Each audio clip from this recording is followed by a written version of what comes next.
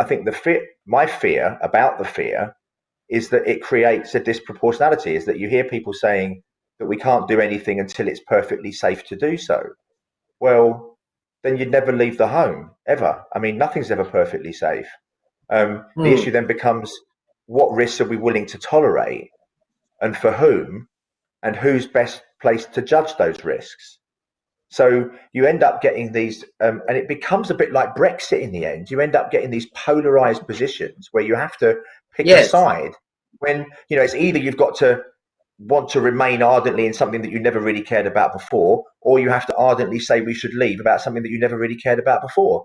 And now you're in this position where we have to say everybody should be, locked up because this is the most frightening, scary thing in the world. And you've got other people who are saying just let everybody get on and do anything they want. And of course, proportionality requires us to do something that's probably in the, somewhere in between. And so if you take, for example, the really challenging question, I don't actually think it's a challenging question about what we should allow younger people to do. And I completely understand the point that you made, Magdalena, about it's not just my own behaviours affecting myself; it affects other people. But but again, proportionality, I think, suggests that by and large, for people under 40, insofar as they can remain shielded away from older people, they should be allowed to pretty much get on and do as they did before, by and large. And to answer your point, Rosie, directly, I think the schools should go back.